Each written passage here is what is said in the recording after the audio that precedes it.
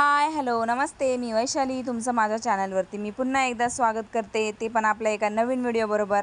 तर आहे ना, आज मी संध्याकाळच्या जेवणासाठी ना मस्त असा गरमागरम वाफळता भात आणि छानपैकी त्याच्याबरोबर खायला अशी दह्याची कढी बनवलेली आहे।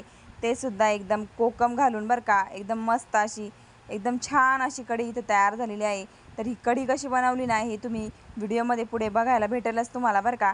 तर आहे ना, इथं कढी बनवण्यासाठी मी सगळ्यात पहिल्यांदा काय केलं होतं, एका टोपामध्ये ना दही काढून घेतलं होतं, मस्त असं घट्टसर दही काढून घेतलं।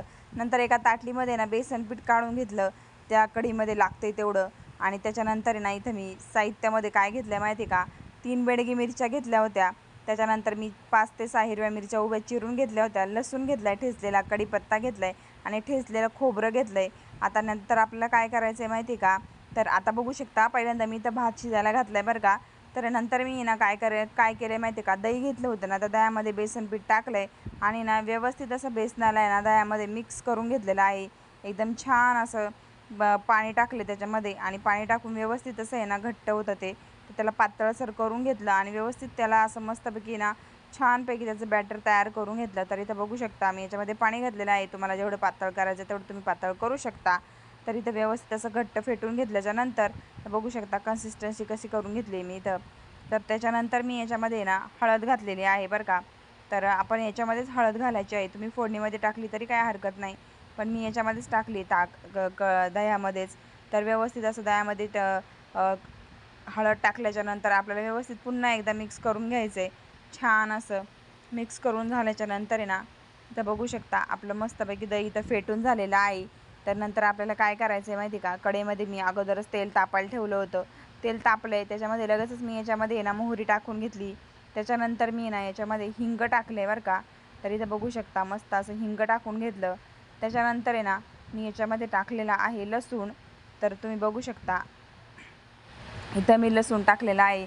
त्याच्यानंतर मी इथं कढीपत्ता टाकला आहे, कढीपत्ता कोवळा होता म्हणून मी काड्यांसकट तसंच टाकलं आहे बरं का। त्याच्यानंतर याच्यामध्ये घालायच्या आहे उभ्या चिरलेल्या हिरव्या मिरच्या।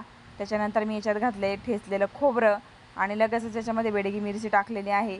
आणि टाकून झाल्याच्यानंतर एकदम व्यवस्थित असं मी त्याला आहे ना तेलामध्ये छान असं परतवून घेतलं। तर इथं बघू शकता मस्त असं सगळं साहित्य तेलामध्ये परतवून घेतलं। त्याच्यानंतर मी जे मिक्स केलेलं बॅटर होतं दह्याचं आणि बेसन पिठाचं हळदीचं, ते याच्यामध्ये टाकलं आहे आणि ना व्यवस्थित असं त्याला आपल्याला जेवढं पाणी धरायचं आहे कढीसाठी तेवढं पाणी याच्यामध्ये मी ओतून घेतलेलं आहे। तर इथं बघू शकता मस्त असं आहे ना कढीमध्ये पाणी ओतून झाल्याच्यानंतर याच्यामध्ये मी थोडासा कोकम घातलेला आहे, तुम्ही कोकम नाही घातला तरी काय हरकत नाही। त्याच्यानंतर मी याच्यामध्ये घातलेलं आहे मीठ आणि मीठ घातल्याच्यानंतर इथं कढीला ना व्यवस्थित असं मी ना शिजायला ठेवलेलं आहे। तर इथं बघू शकता मस्त असं आपली कढी बघा एकदम घट्ट, म्हणजे पातळही नाही आणि जास्त घट्टही नाही अशी झालेली आहे। तर इथं बघू शकता आपला भातसुद्धा मस्त इथं तयार झालेला आहे, शिजून व्यवस्थित असा गरम गरम वाफाळता भात। आणि ना नंतर लगेचच बघू शकता इथं आपली कढीसुद्धा तयार झालेली आहे। तर गरमागरम कढी आणि भात कोणाकोणाला आवडतो हे कमेंटमध्ये मला नक्की सांगा बरं का। तर आज संध्याकाळच्या जेवणासाठी मी मस्त असा कढी भाताचा बेत बनवला होता।